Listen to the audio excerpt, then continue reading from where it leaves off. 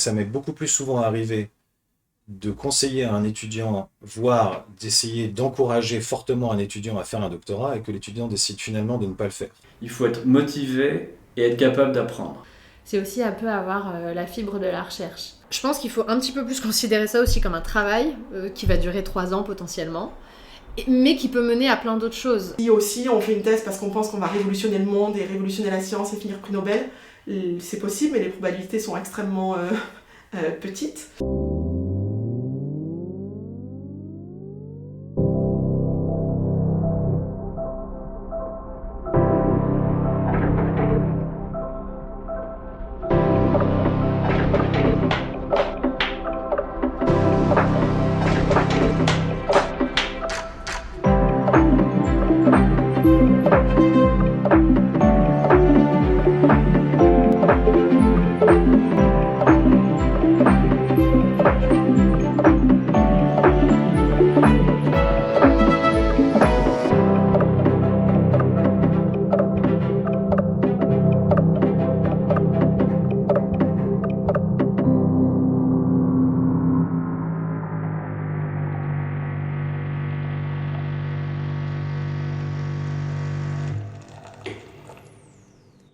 Pour moi, l'imaginaire du doctorat, donc comme j'ai dit, c'est ce qui vient après le master, c'est le dernier niveau des études, et donc c'est quelque chose de relativement difficile, et c'est quelque chose, on parlait très simplement de gens très intelligents.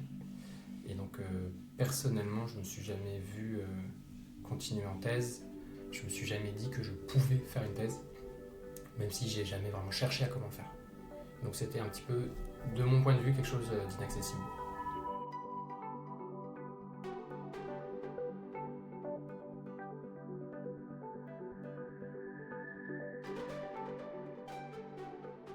Pour obtenir un financement de thèse, il faut être organisé, il faut anticiper. Souvent, on candidate sur un financement de thèse pendant l'année de son master. Et c'est une année qui est très chargée en cours, en projet, dans laquelle on fait en général un stage de recherche qui demande beaucoup de travail. Et sur la base de ses notes et sur la base de la réussite de son stage, on va obtenir ou non ce financement de thèse. Et en plus de ses notes et de son projet de recherche, il faut aussi écrire le projet de thèse et trouver des encadrants. Donc c'est une année très importante. C'est une année un peu charnière. Et donc ça veut dire qu'il faut être très organisé pendant cette année-là et il faut produire une quantité de travail assez importante. Ce que je répète sans cesse aux étudiants avec qui je prépare des dossiers de candidature pour obtenir un financement de doctorat, c'est que on prépare toujours d'autant mieux sa candidature qu'on se met à la place des gens qui vont recevoir la candidature en se demandant qu'est-ce qu'ils vont chercher à en tirer comme information et pourquoi ils ont besoin des éléments de candidature qui sont demandés. Là, en fait, il y a des critères, souvent, on va dire, assez clairs sur comment postuler un financement de thèse. Je pense qu'il faut à la fois avoir eu des bonnes notes pendant son master, avoir atteint un certain niveau. Et ça, je pense que c'est d'avoir le background technique et de bien le maîtriser. Et puis après, il y a aussi le projet de thèse qu'on rédige. Et ça, je pense que ça montre autre chose qui est très important aussi pour bien réussir une thèse, en plus de juste avoir des bonnes notes quand on est en master, c'est aussi un peu avoir la fibre de la recherche. Et donc, savoir poser les questions qui sont intéressantes, contribuer à la littérature, savoir comment mettre en place après un design expérimental qui va permettre de répondre à cette question. Et ça, c'est pas uniquement être un bon élève en master qui peut permettre de savoir le faire, il faut avoir ce petit truc en plus. Des étudiants qui ont des notes très moyennes, je suis très claire avec eux en leur disant que la première chose qu'on va regarder dans leur candidature pour une école doctorale, ça sera leurs notes. Leurs notes au cours et aussi leurs notes à leur mémoire. Et que donc, forcément, ils risquent d'y avoir des obstacles face à leurs notes, quoi. On avait quand même quelques projets d'études où c'était apprendre à lire un article scientifique, comment c'est structuré, etc. Un peu des ouvertures sur c'est quoi d'être publié, c'est quoi les... Enfin... Ils nous ont donné des outils dans les matières, dans les cours qu'on a eus. On a eu des outils Ouais. qui étaient un peu une introduction potentiellement à un doctorat. Enfin, à la recherche, à la en tout recherche, cas. en tout cas. Mais ça, moi Ah, perso, qu'est-ce que c'est quelque chose que j'ai trouvé super intéressant. Ouais. Mais je m'en suis pas rendu compte sur le moment. Je me suis pas rendu compte sur le moment que c'était des outils pour ça. Ah oui, Et mais pour je moi, sais pas pour si ça, c'est le cas. c'était juste de l'ouverture d'esprit, etc. Ouais. Mais je pensais pas que c'était vraiment. Je m'étais pas rendu compte sur le moment que ça potentiellement aurait pu me servir si jamais j'aurais voulu faire une thèse. Donc, on pourrait dire que là, pour décrocher une bourse de l'école doctorale, il faut des qualités scolaires, donc plutôt c'est le bon élève. Quand on va chercher des financements ailleurs, un financement trouvé dans une entreprise, un financement CIFRE, là il faut d'autres qualités, c'est-à-dire avoir été capable d'avoir vendu son projet à une entreprise ou des choses comme ça. Donc là c'est d'autres qualités, le projet compte beaucoup plus.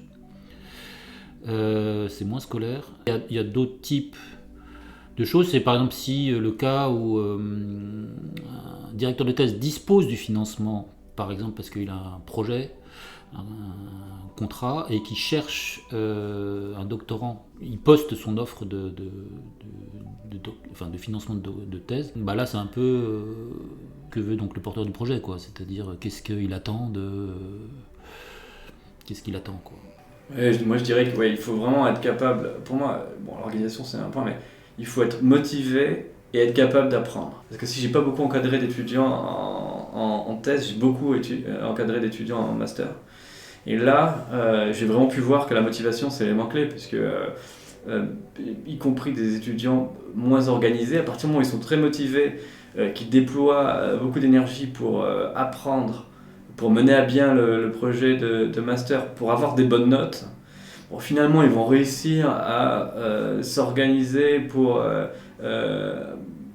être à temps pour postuler. Alors peut-être que ça se fait dans la douleur parce que ça manque d'organisation, mais ce que je veux dire c'est que si il y a une forte motivation, une capacité d'apprendre en général, à chaque fois ça a marché. Ce qui n'est pas trivial, hein, parce que tout le monde est capable d'apprendre, mais en principe, mais en pratique, on peut y avoir par exemple une réaction au feedback qui est délicate. On peut dire attention, il faudrait améliorer ce point-là, ou attention, là ça va pas. Il y a des personnes qui se braquent, qui comprennent pas et qui vont pas être capables de s'adapter. Et donc là, même s'il y a une forte motivation, j'ai pu voir des étudiants qui ne s'adaptaient pas, et à partir de là, c'est compliqué de mener un projet correctement, ça peut être compliqué d'avoir des bonnes notes, et ça peut être compliqué de soumettre un projet. Et donc les qualités pour présenter sa candidature à un financement doctoral sont vraiment les mêmes que les qualités pour faire un bon doctorat, parce que l'objectif de cette candidature, c'est de convaincre les gens qu'on a les capacités pour faire un bon doctorat. Et une chose qui me semble aussi assez importante pour bien réussir sa thèse, c'est d'avoir de la ténacité, de se dire et d'avoir envie de travailler sur un même sujet plusieurs mois, plusieurs années, ne pas se lasser et toujours vouloir faire mieux et améliorer ce sur quoi on travaille. L'exercice n'est pas du tout le même. La thèse pour moi c'est participer à la production de la connaissance, c'est-à-dire en gros répondre à une question de recherche qui est nouvelle, donc il faut innover. Et là, c'est difficile parce que les cours nous ont préparés à identifier les fronts de recherche, donc les questions pertinentes. Les cours nous ont préparés à connaître la méthode de base. Et on a été formés en général dans le stage de master à mettre en pratique un peu tout ça. Et une fois qu'on maîtrise tout ça, c'est bien, mais c'est encore pas la capacité, c'est encore pas innover sur vraiment une nouvelle question, une nouvelle thématique cohérente. Et là, pour moi, et là, on voit toute la difficulté que c'est pour créer des connaissances. En fait, la règle de la thèse, c'est que la fin sera très différente de ce qu'on avait anticipé au début. Donc il faut être résilient, il faut être des fois flexible pour changer son projet, être capable de prendre de l'information.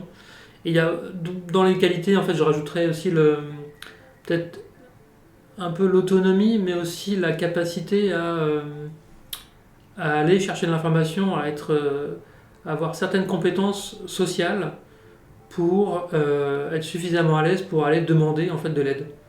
Ça vaut le coup d'être humble en fait, c'est-à-dire que de se dire bon finalement je sais pas tout c'est difficile une thèse, donc voilà, c'est normal de ne pas réussir à tout maîtriser et de collaborer.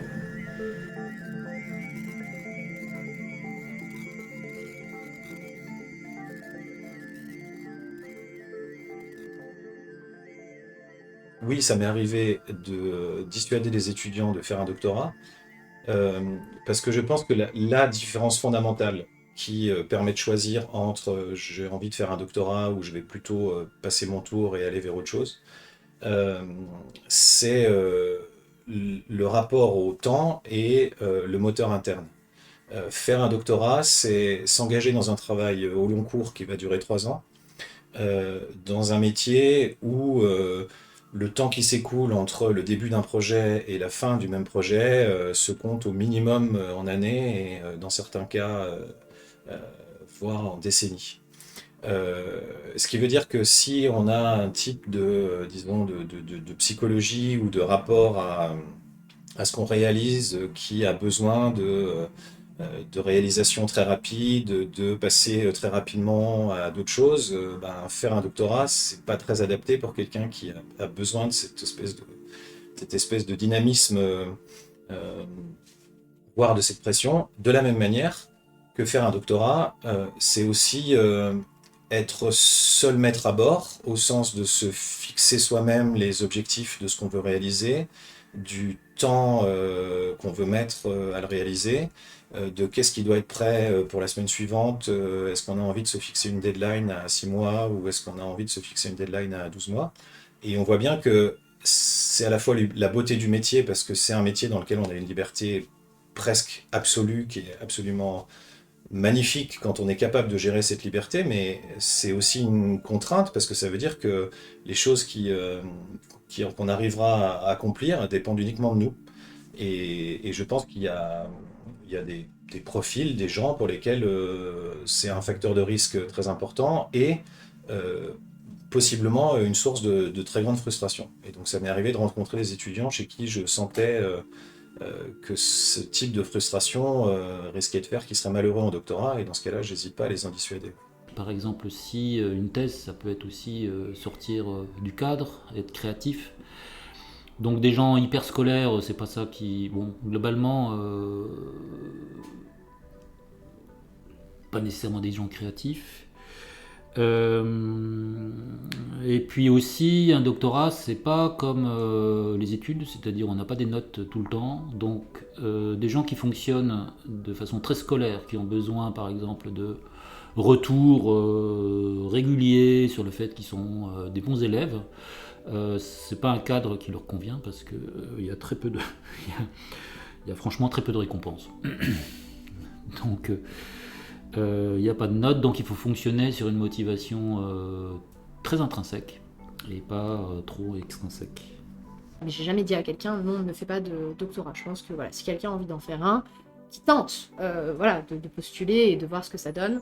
Ça m'est beaucoup plus souvent arrivé de conseiller à un étudiant, voire d'essayer d'encourager fortement un étudiant à faire un doctorat, et que l'étudiant décide finalement de ne pas le faire. Il y a beaucoup d'étudiants qui ont un doute sur leur capacité à en faire un. C'est arrivé avec un étudiant que je supervisais l'année dernière en mémoire de M1, qui me disait ne pas se voir, voilà, que c'était pas non plus en plus dans sa culture familiale, voilà, que c'était...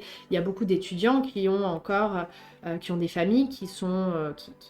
qui ont peu de diplômes, quoi, qui ne sont pas allés à l'université, etc., et qui donc ont grandi dans des familles où le système académique et tout ça est une grande inconnue.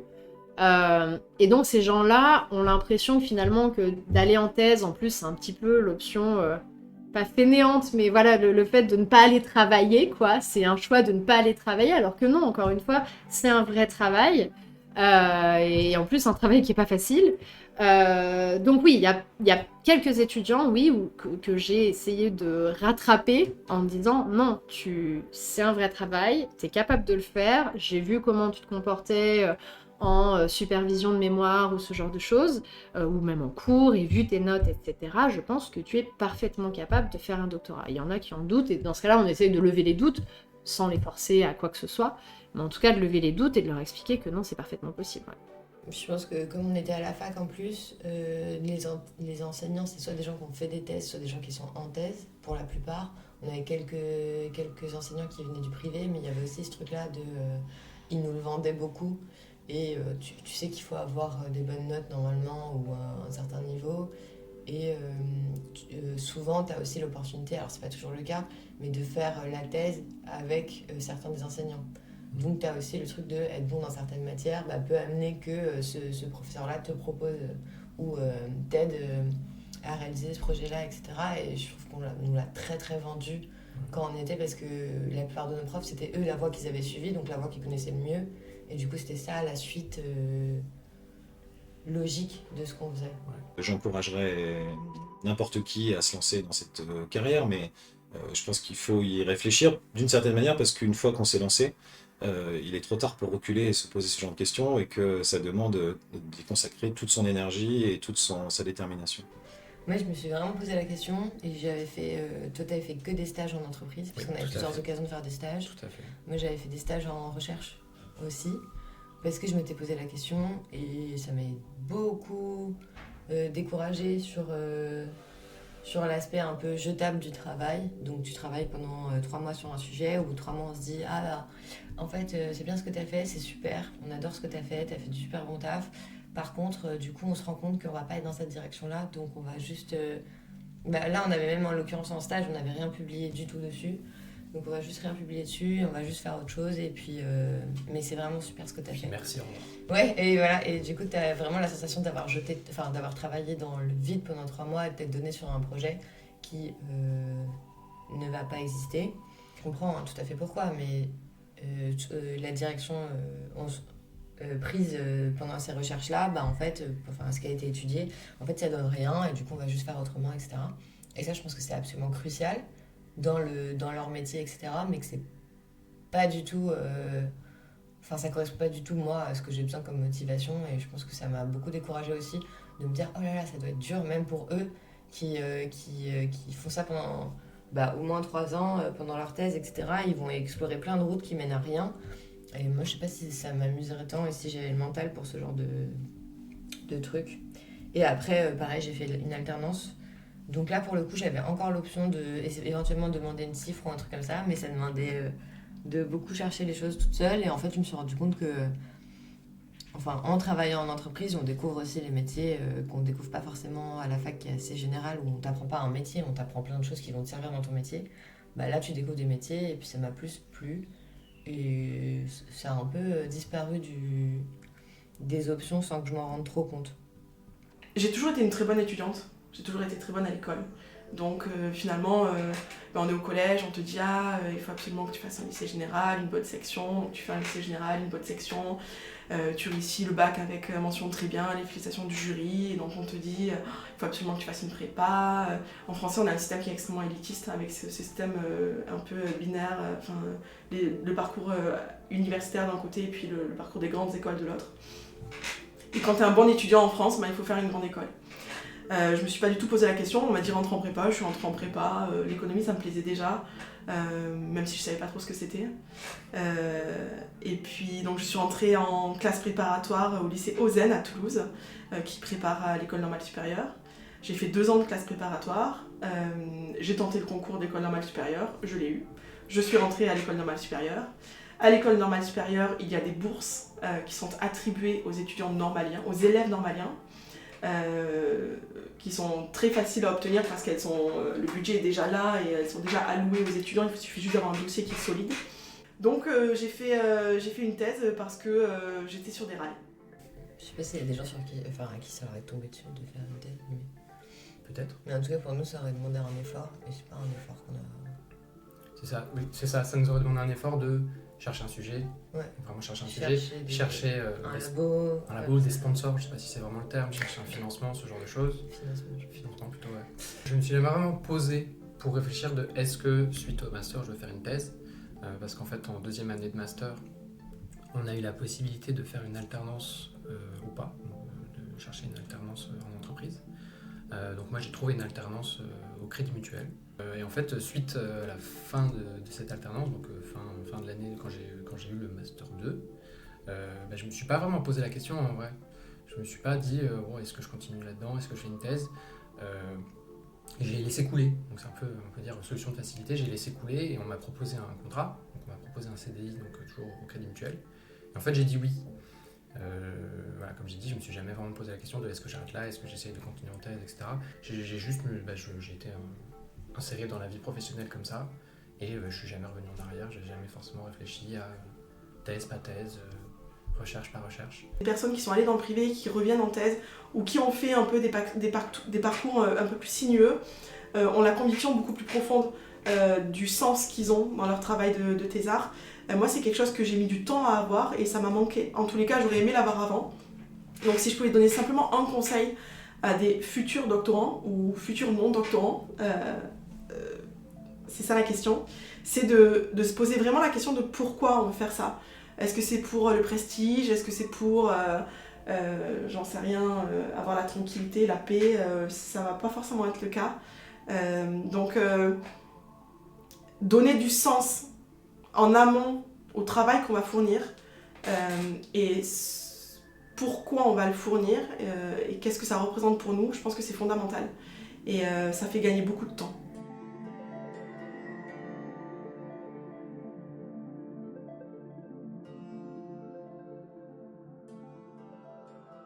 Sincèrement, je pense qu'il y a des mauvaises raisons de faire une thèse. Pour l'ambition, pour révolutionner la science, pour être tranquille, c'est pas... ça va être plus difficile. Je dis pas que c'est impossible, hein, ça peut donner des bonnes thèses, mais il va y avoir pas mal de souffrances au cours du chemin, je pense. Et aussi, on fait une thèse parce qu'on pense qu'on va révolutionner le monde et révolutionner la science et finir prix Nobel.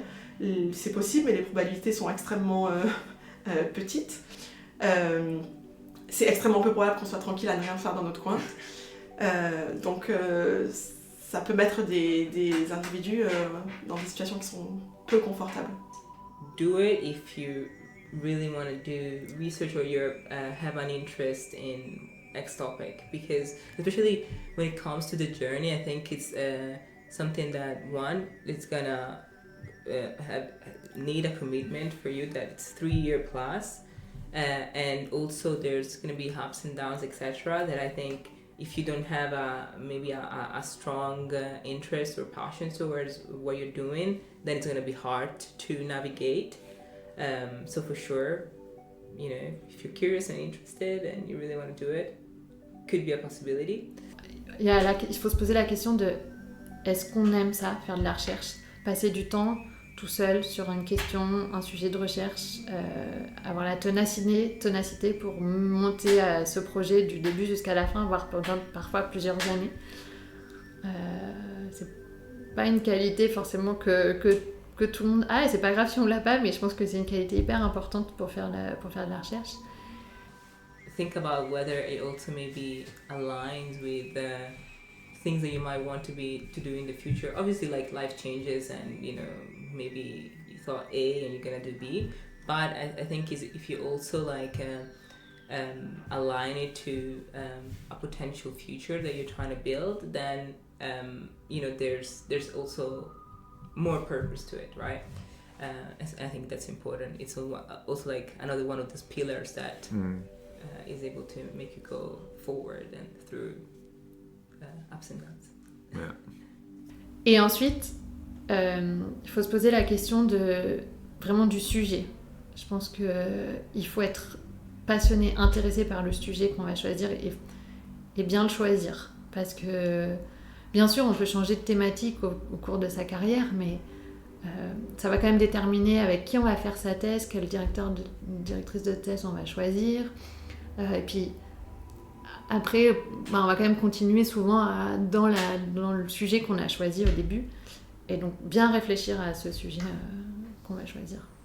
Mon conseil, c'est finalement de plus tourner vers les gens qui sortent pas tout juste de leur master, mais qui font peut-être autre chose et qui se demandent est-ce que c'est possible. Bah, juste de dire que même une fois qu'on est sorti entre guillemets du monde des études, c'est possible au sens où il y a d'autres manières de faire une thèse qu'avec un financement d'une école doctorale. Il faut aussi prendre en compte l'aspect un peu financier du truc, dans le sens où, tu vois, ça va forcément un tout petit peu dépendre aussi du milieu social duquel tu viens, si tu peux encore passer 4 3, 4, peut-être 5 ans avec un salaire pas forcément hyper élevé, si tu as des projets par ailleurs, selon où tu vis, tu vois, en France, est-ce que tu es à Paris, est-ce que tu n'es pas à Paris, parce que, encore une fois, tu vois, ça coûte super cher de vivre à Paris, alors que les salaires des doctorants sont définis au niveau national, donc le salaire d'un doctorant dans une ville hors Paris ou hors grande ville, et t'as pas le même pouvoir d'achat en fait quand tu vis dans une grande ville. Donc il y a tout un tas de questions à se poser. Don't overestimate what it implies, because it's not only the PhD, it's everything that goes around it. Yeah, absolutely. And for instance, for somebody in our case, for example, for somebody who's intending to move abroad to do it, I would say try and see that you have a social network, because it's important that you know people. Don't go somewhere you know no one, and I don't know where it's going to be hard to surf life outside of the PhD, because you do need that social network. And Quand tu cherches des candidatures, il y a beaucoup de gens qui ont tendance à être attirés par des noms connus ou être attirés par des instituts connus. Et je pense que ça, c'est une grosse erreur. C'est une énorme erreur et ça va te bousiller ton expérience. Et la première, mais la plus grosse chose que tu dois regarder, c'est ton encadrant. Si ton encadrant est un humain sympa, on s'en fout que ce soit un bon chercheur pour le moment, juste c'est un humain sympa. Un encadrant, c'est un chercheur et il a ses propres objectifs de carrière. Et malheureusement, parfois ces objectifs de carrière, ils sont différents des tiens. Il y a malheureusement des gens qui ne savent pas encadrer. Et il faut faire très très très très très attention. Et le job d'un encadrant pour ton doctorat, c'est d'apprendre la recherche, mais aussi de voir ce que tu veux faire après. Et si tu veux pas faire de la recherche, qu'est-ce que tu veux faire? Comment on peut t'aider? Quel skill, quelle compétence tu as besoin pour continuer après ton doctorat? De postuler en thèse avec 2 directeurs de thèse. Voilà, ça c'est un conseil que je pense on peut... Parce que des retours que j'ai eu d'expériences négatives, souvent c'était avec un seul directeur. Et en fait, mécaniquement, avoir 2 directeurs, ça permet d'avoir plus de temps qui nous est alloué en tant que doctorant et d'avoir des échanges... pas juste avoir une relation bilatérale, mais d'impliquer quelqu'un d'autre dans les échanges. Moi, je suis très satisfaite de ma co-direction parce que je trouve que ça apporte une émulation supplémentaire. Donc le conseil que je donnerais, c'est effectivement de postuler avec 2 directeurs. En plus, si ça se passe mal avec un, il y en a toujours un deuxième, alors que c'est beaucoup plus difficile à gérer quand on a un seul directeur. Donc, je dirais, petit conseil de peut-être choisir en amont pour faire un stage dans l'endroit pour être sûr que c'est là où on veut faire la thèse, quoi. Et prendre ses marques et gérer les outils, etc. Et pas juste arriver en thèse... on s'est tête baissée dans un truc juste parce qu'on se dit c'est cool et qu'on a rencontré qu'une seule fois la personne, quoi. Qu'il faut, parce qu'il y a des gens qui disent il faut demander à des gens qui sont dans le labo. Mais au-delà de ça, demander à des gens qui sont dans le labo, demander à des gens qui étaient dans le labo et qui ne le sont plus. Parce que j'ai entendu des choses où une personne qui était dans un labo toxique, on lui a demandé pour ce labo comment c'était. Il s'est pas senti en sécurité de dire quelque chose. Qui savait très bien, l'encadrant savait très bien que la nouvelle personne lui avait parlé. Donc s'il dit quelque chose, et c'est très bien que ça va lui retomber dessus, donc il faut parler à des alumni. Le point principal, c'est que c'est un travail, donc il y a des difficultés qui sont spécifiques à ce travail, mais d'autres qui sont communes à tous les jobs. Et qu'on peut quitter un travail comme on peut quitter une thèse, et que c'est pas forcément tout ou rien, quoi. On peut quitter sa thèse au bout de 2 ans et on aura appris une bonne partie de ce que c'est de faire une thèse, et voilà. Je pense qu'il faut un petit peu plus considérer ça aussi comme un travail qui va durer 3 ans potentiellement, mais qui peut mener à plein d'autres choses. Un doctorat, bien évidemment, peut mener à une carrière d'enseignant-chercheur, mais elle peut mener à plein d'autres choses, même si c'est parfois un petit peu difficile d'être perçu à sa juste valeur avec un doctorat en France, sur le marché du travail, sur le marché, dans le secteur privé. Je pense que c'est vraiment ils perdent pas leur temps, en tout cas, à faire un doctorat. Et surtout, t'inquiète, ça va bien se passer. Genre, je pense qu'il y a aussi énormément de pression qui est mise, que les doctorants se mettent un peu entre eux et par le doctorant lui-même, mais en fait, ça va, tout va bien se passer. C'est pas, voilà, c'est pas la fin du monde si tout est pas fait exactement hyper vite dans les temps, tout ça, voilà. Mais ça change tellement pendant le doctorat qu'il y a toujours une solution pour que finalement ça se passe bien.